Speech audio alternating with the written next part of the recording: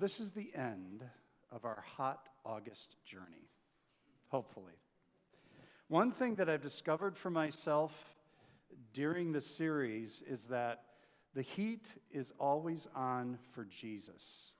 It doesn't matter where Jesus is at or what Jesus is doing. The heat is always on for Jesus. In fact, for those of us who live unconventionally, or those of us who live counterculture, the heat is generally always on. So I'm going to start with a very short recap of the journey that we've had over the last month. The heat was on for Jesus after he entered the synagogue in Jerusalem. He made a whip, he turned over a few tables, caused quite a bit of havoc, because you don't mess with good religious order and you don't mess with the religious leaders who are attempting to keep the good order. So the second week, we looked at the heat was on for Jesus as he broke gender and race roles. He speaks to a foreigner who is a Samaritan at a watering hole in the desert. And kind of to summarize that particular story, certainly race and gender boundaries are not meant to be crossed. The heat was on last week as Pastor Susan fabulously shared and illustrated about the woman caught in adultery. The religious men were just about ready to stone her, the religious leaders, but Jesus calls them out on their own stuff and gives the woman the freedom that she was longing for. Freedom from her male-dominated culture, because you just don't challenge patriarchy and misogyny. Simon Sinek sums it up this way for me as I think back to those three stories. You fight against something and you focus on the thing you hate, but you fight for something and you focus on the thing you love. Great summary for the three previous stories and narratives. Jesus is focused on his fight on the things that he loved. He loved God. He loved people. Personally, right now, I kind of want to be done fighting against, and I want to spend my time fighting for love, for inclusion, and for the love of God. There was a story in the news about 4 years ago that takes us across the Atlantic to our good, proper British friends. I love that picture, especially because my last name is Pennington and I have British roots. An English Premier League soccer coach had been fired from his job. He had been given an interview, and in that interview he said that people born with birth defects and with disabilities were being punished for their sins that they had committed in a former life. Of course, there was a huge outcry across Britain. He lost his job. Now, in Jesus' day, this was the dominant viewpoint. And in fact, I would venture to say it's somewhat of a dominant view today. If you were a person living with a disability, then either you or your parent had sinned somewhere along the way.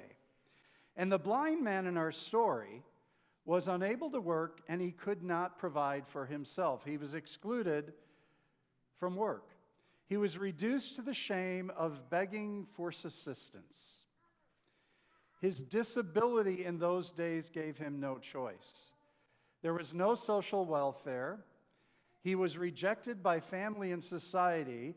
Everybody was embarrassed by him when they passed him on the streets, just wanting him to stay out of sight and out of mind, kind of like the homeless friends on the streets of Phoenix.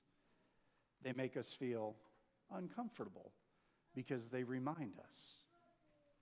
Jesus' disciples were also influenced by the culture of sin and shame. And they came upon this man, this blind man, born blind, and they asked Jesus, so Jesus, who sinned? This man or his parents? Let's be honest. We all want the answer to that question. Who's the sinner? And some other questions so similar to that question is, why are some persons born blind or deaf or disabled or with intellectual disabilities? Who did this? Who allowed this? Was it God? Was it humanity? Was it the environment? Who is to blame? It seems so silly with our incredibly big brains that we at least seem to have. But you'd be surprised how often I'm in conversations with people around the really hard stuff of life, and they ask, and sometimes I ask in my own mind, is God punishing me? Is God punishing me for something I did? As a young man of 32 years old, I heard the words, "James, you've got cancer." I really questioned, is God punishing me? Now, I had my reasons for questioning, because you see, about 13 months before that, I had left the pastoral ministry, angry and frustrated. And now I was working with people who were HIV positive and had AIDS. And we know what people say about that. And I was really done with organized religion. I was done with organized church. And to be honest, I was kind of done with God. And I'd lived in that place for almost 24 months. And I had a lot of folks telling me, "You're a sinner because you've done this and this and this and this." And I was so ripe to ask the question, does God really even care?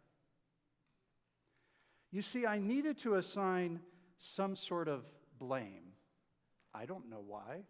It's our human condition. Because blame is just a way of discharging pain and discomfort, isn't it?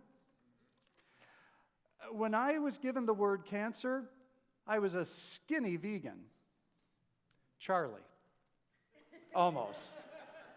I weighed all of 170 pounds. I biked 25 miles a day.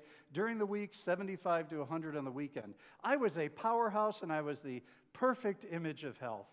I was Lance Armstrong, who was my idol, who has fallen a bit now. But with that cancer diagnosis, little did I know that Lance and I would have more in common than just bikes and tight spandex outfits. Who or what would I blame for the cancer? I didn't smoke. I was a health nut. But if I could just figure out what or who was to blame, then I wouldn't necessarily feel some sort of responsibility for it. You know, with cancer, with AIDS, with addictions, we do like to blame. Was she a smoker? Did she get her annual mammograms? Did he or she sleep around and have unprotected sex? Did she or he inject drugs? You know, if you just wouldn't have taken that first drink, you would have been okay. Heck, cancer, addictions, it's in the genes. And where do we get our genes from? I'm not talking about the Gap. So mom and dad are to blame. Grandma and grandpa are to blame. Who's to blame? There's this individual by the name of Jennifer Longden that I'm sure many of you have seen lawn signs. I'm not promoting her campaign, I'm just quoting her. This is a picture of Jennifer at the Women's March that I took this year. She is a powerhouse. I've known her almost the entire time I've been in the Valley. She's paralyzed following a random shooting at a taco shop here in Phoenix. She was shot in the back. Her fiancé was shot in the head. They both survived, but life radically changed for both of them. Now, Jennifer is not a theologian. She made that really clear to me. We had a conversation while I was up in Sedona this week, and she was here in Phoenix. And she said, as a survivor of a shooting and a survivor of cancer, You know, James, both of us have been told that was God's will. That God allowed this so that you could be a better person. Well, Jennifer and I would say some pretty terse words to those kind of comments. How did Jesus respond? How did Jesus respond when he was questioned about who was to blame for the man's blindness? This is what Jesus said. Neither this man nor his parents sinned, said Jesus, but this happened so that the work of God might be displayed in his life. Now, after hearing those words of Jesus, one would think that well-meaning people could say, it's God's will. It's a part of God's purpose and plan. This is the way God is going to show God's self through your life. But I think that's a faulty idea of what Jesus had to say, because you need to dig a little bit deeper. You know, we have a parent model of God in our culture and our society. God the Father, the divine punisher, looks down from above and doles out rewards and punishments on his children below. And no matter how hard we try to change that narrative for ourselves, it sticks in our heads. And then in the conversation, Jennifer asked, she said, so what parent, what father, what mother would break a child's legs to teach him to become a better person? She said, God didn't paralyze me or make the assailant pull the trigger. But God is the one, she went on to say, who has kept me from not curling up and dying inside and outside. It's the presence of God within me that has helped me to rise above some of the most difficult circumstances in life.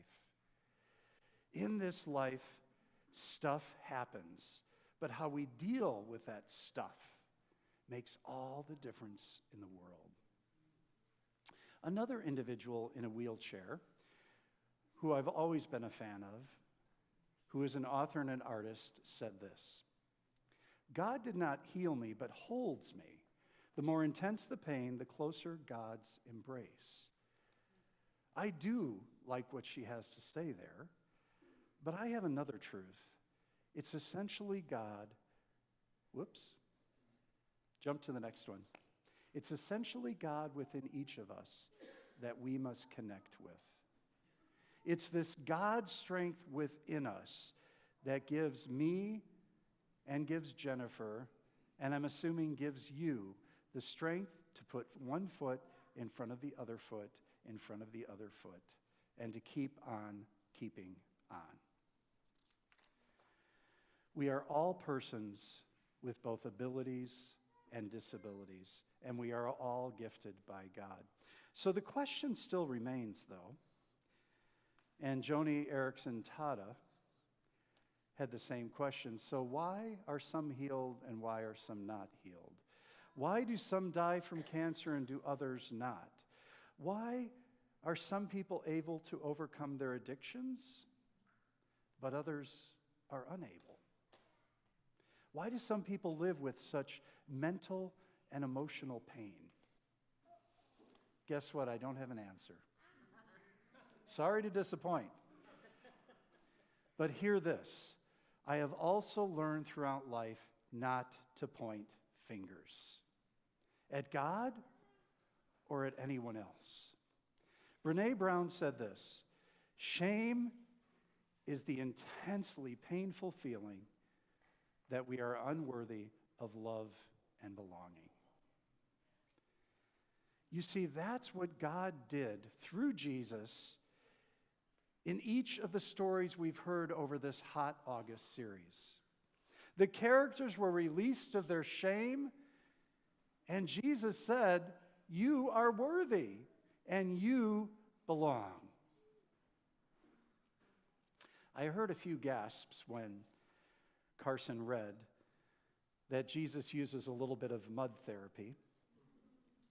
He spits, he makes this healing salve of mud. Can you feel that gentle touch of the divine in your eyes right now? And then I think Jesus gently whispers in his ear, because I think this was only for Jesus. This was only for the blind man. This wasn't for everybody there. I think Jesus said, now go, wash the mud off. Go wash it off. Go to that sacred pool. And for the first time in his life, he could see.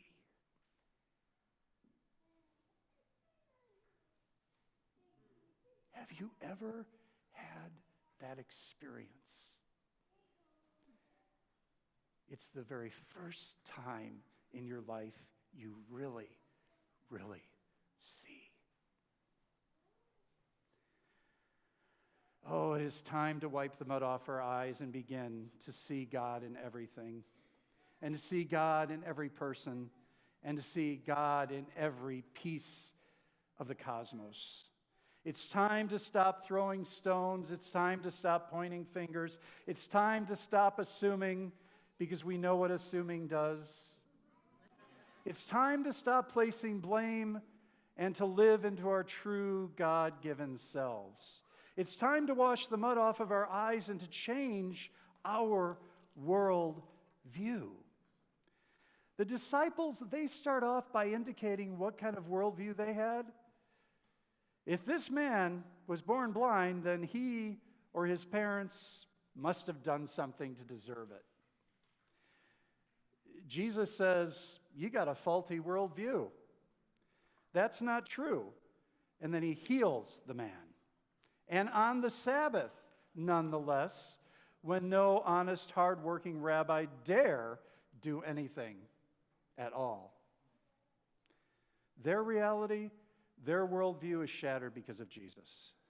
Time to wipe off the mud and have our realities shattered. You know, the religious leaders, and I love to pick on religious leaders because I am one. It's safe. Nobody's going to say you're judging anybody, you're just judging yourself, right? But the religious leaders, you know, they still had mud in their eyes even after this. They were blind to God at work. They were blind to God's reality. And I just love religious leaders, priests, rabbis, imams, yogis. We all want a chance then to approve or disapprove. We all want a chance to place our judgment on things. To be a clergy or religious leader, you need to be kind of judgy. And so they judged this blind man, and they said, you're a charlatan. You're a fake. You're a phony. This man was never blind. And then they said, the real sinner here is Jesus. So surely this is the way to kind of make excuses for a really narrow worldview. They couldn't possibly accept that this man had been transformed by Jesus. What an interesting commentary this is on our humanity and our human nature. Jesus' worldview is one that is not bogged down with do's and don'ts, who's to blame and who's not to blame. This worldview that God has, that Jesus shared with us, says that we are called to wipe the mud from our eyes and to focus on goodness and love and justice and compassion and equity and equality. But everybody in this story except the blind man, and this is the very peculiar thing about this story, even his own parents, they all refused to be transformed. They all refused transformation. And I hope that's not the case with any of us. You know, we might look at ourselves in the mirror and see ourselves not for our potential, but for everything that we've ever done wrong in life. We're held back by our failures, we're held back by our setbacks, and we're held back by our disappointments. Or we look at others this way, only seeing them for how they've failed, the mistakes they've made, rather than what they could contribute to the world or even to our own personal lives. And when this man could see, his own friends didn't even recognize him. Now, just his eyes had changed. because they only knew him as the man born blind.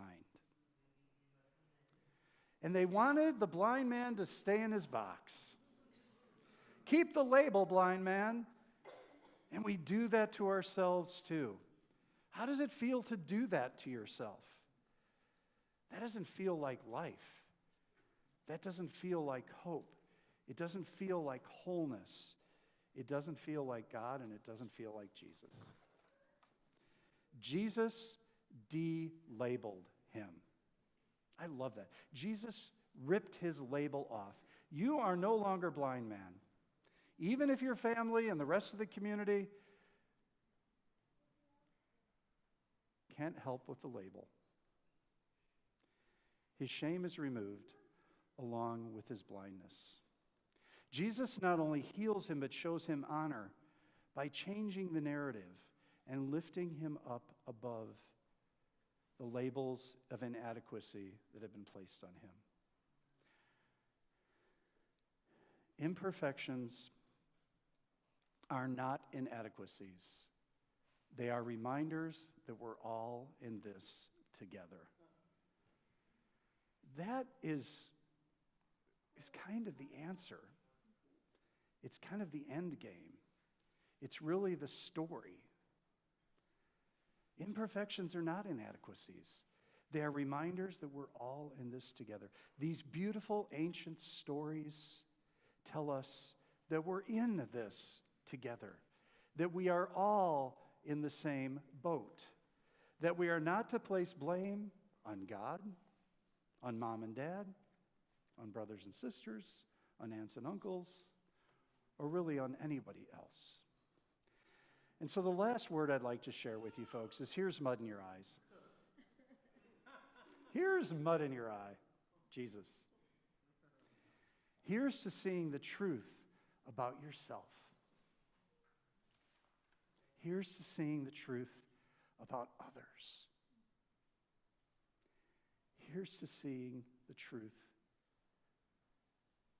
that you are beautiful, that you are resilient, that we all have abilities and disabilities, but here's to mud in our eyes.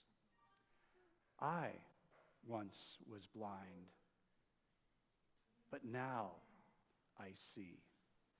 May that be our prayer.